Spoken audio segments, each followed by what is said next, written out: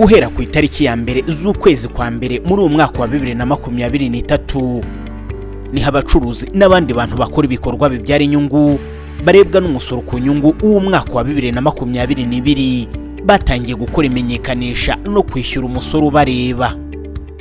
Ubusanzwe umusoro ku nyungu wishyurwa bitarenze itariki ya 31 z'ukwezi kwa gatatu k'umwaka ukurikira uri kumenyekanishwa.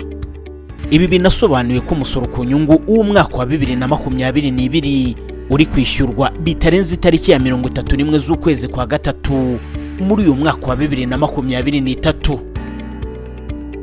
Aho ushobora kwibaza utese ubundi umusoro ku nyungu abacuruzi n'abandi bantu bakora ibikorwa bibyara inyungu bari kumenyekanisha bakanishyura abureba muri rusange ni bande?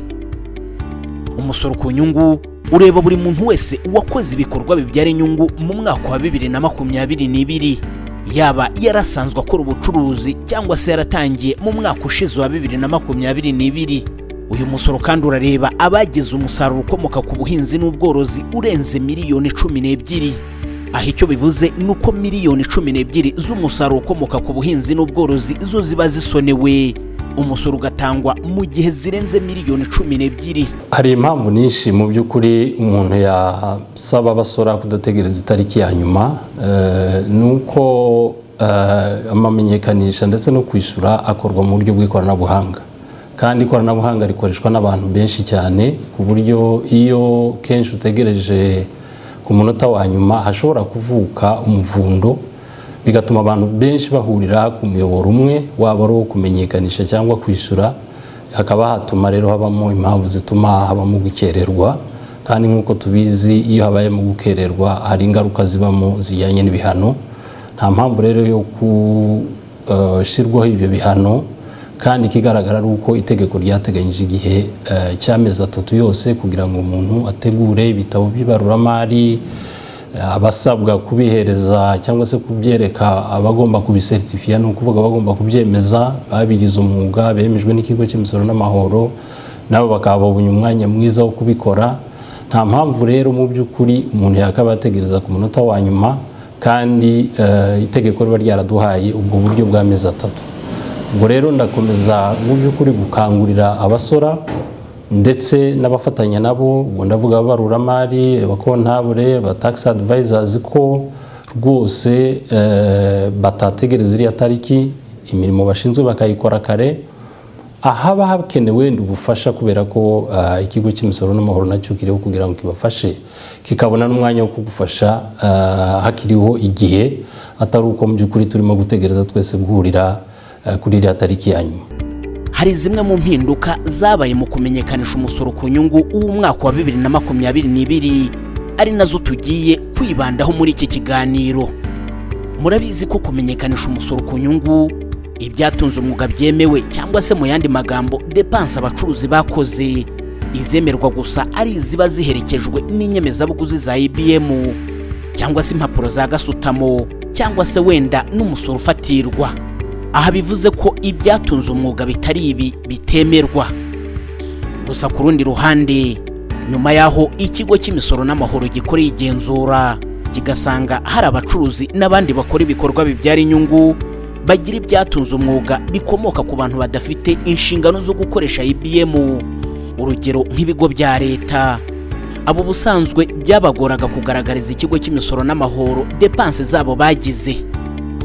Ubu rero mu kumenyekanisha umusoro ku nyungu w'umwaka wa 2022 hashyizweho uburyo bwo kuborohereza muri systeme, hongerwamo umugereka bazuzuza bagatanga ibisobanuro kuri izo depense bakoze. Gusa nanone ahangaha icyo twababwira ni uko uyu mugereka ugomba kuzuzwa neza, umucuruzi agatanga amakuru ariyo, kuko nyuma yo gukora imenyekanisha musoro hazabaho kugenzura amakuru abacuruzi batanze muri wa mugereka. Ndagira ngo mu by'ukuri nk'uko mubivuze, ikoranabuhanga ryadufashije ibintu byinshi, harimo no guhuza amakuru. Muri uko guhuza amakuru rero nuko ibyatunze umwuga nk'uko itegeko ribisaba bigomba guherekezwa n'inyemezabuguzi yemewe, kandi ubu tukibukiranya yuko inyemezabuguzi yemewe ari itanzwe n'ikoranabuhanga rya IBM, cyangwa se wenda andi makuru wenda yaba yatanzwe ku byatumijwe mu mahanga, aribyo twita impapuro zigaragara ko ibicuruzwa byatumijwe muri gasutamo mu mahanga nako byanyuze muri gasutamo, nabyo byemera kuvanwa mu byaranguwe cyangwa se byatunze umwuga, kubera ko hanze aho babiranguye ntabwo ari mu Rwanda ngo tubasabe yuko bakoresha IBM, ariko byibura ibyo bicuruzwa biba byanyuze muri gasutamo bikanemezwa.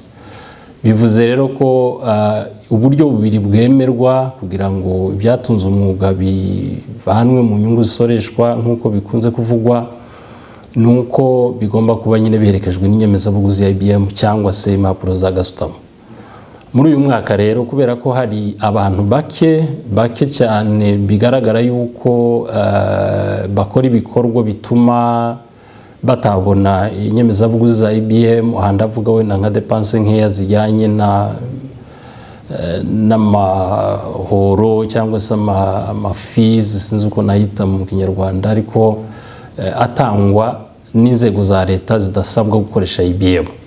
Ikigo cy'imisoro n'amahoro rero cyashyizeho umugereka muri e-tax, ubundi ni systeme tumenyereyemo, cyashyizeho umugereka uzajya ugaragazwa aho izo depanse cyangwa se byatunze umwuga bitaherekezwa na fagitire za IBM kubera umwimerere wabyo. Noneho ikigo cy'imisoro n'amahoro kigaheraho kibisuzuma, kikareba ubuziranenge bwabyo kugira ngo bibafashe kumenyekanisha. Ubu rero bivuze yuko umuntu wese utegura imenyekanisha musoro ry'umwaka wa 2022 urimo kubikora ubu, birumvikana kuri depanse nkeya cyangwa se byatunze umwuga bike abona bitaherekezwa n'izo nyemezabuguzi kubera imiterere ya reba uwo mugereka twashize kuri e-tax, ugendanye nuko yadushiramo amakuru ajyanye n'iyo depanse abona cyangwa se asanga itaraherekejwe na fagitire ya IBM cyangwa se impapuro za gasutamo, kugira ngo afashwe mu kumenyekanisha bitamubuje kuzuza inshingano ze. So ni ukuvuga ngo magambo make abarimo kumenyekanisha ubu n'abatarabikora ku madepanse make cyangwa se depanse byatunze umwuga bitabone fagitire za IBM, hari hateganyijwe umugereka muri e-tax muzashiramo ayo makuru kugira ngo n'ubundi bafashe gukomeza kumenyekanisha. Indi ngingo nawe y'ingenzi twababwira muri iki kiganiro nuko abacuruzi bafite igicuruzo kigeze kuri miliyoni 600 bose basabwa kugenzura kingano n'agaciro k'ububiko bw'ibicuruzwa byabo bihura n'ibigaragazwa na IBM. Ikindi nuko bagomba gutanga amakuru ku muntu uzabakorera igenzura ry'ibitabo by'ibaruramari, uzabyemeza hamwe n'uzabakorera imenyekanisha.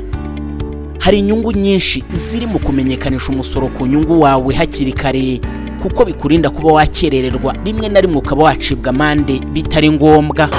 Birumvikana icya mbere bikurinda kuba baguca amande.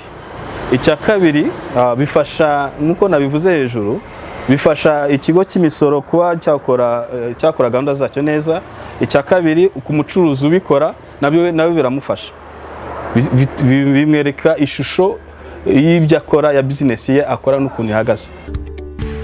Mu gihe rero itariki ntarengwa yo kumenyekanisha no kwishyura umusoro ku nyungu igenda yegereza, ushobora kumenyekanisha umusoro wawe uyu munsi maze ukishyura mbere y'itariki 31 z'ukwezi kwa gatatu muri uyu mwaka wa 2023. Ubutumwa bwihariye mu by'ukuri n'ubwo kubwira abasora ko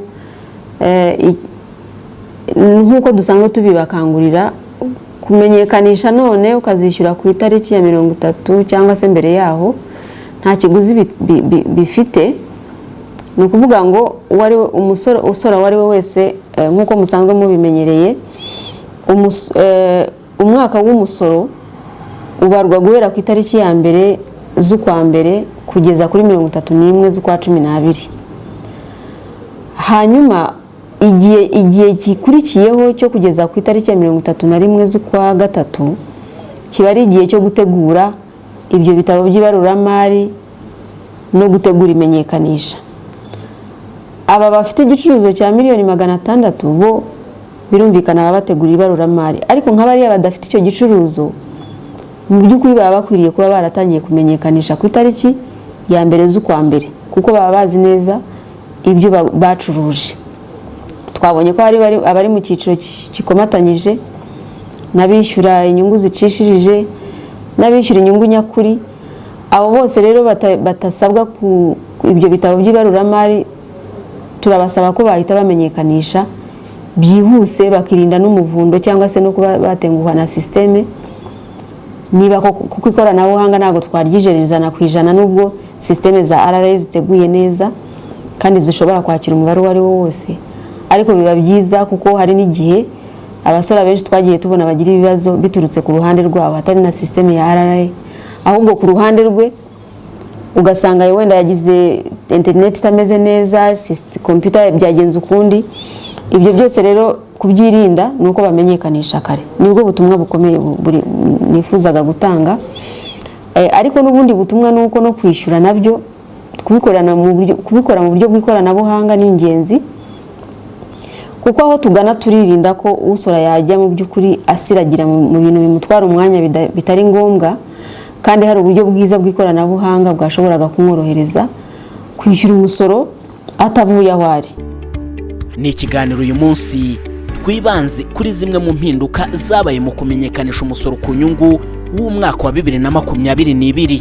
Tubibutse ko uyu munsi kwishyura imisoro bikorwa hifashishijwe ikoranabuhanga, harimo mobile money, mobi cash cyangwa se internet banking.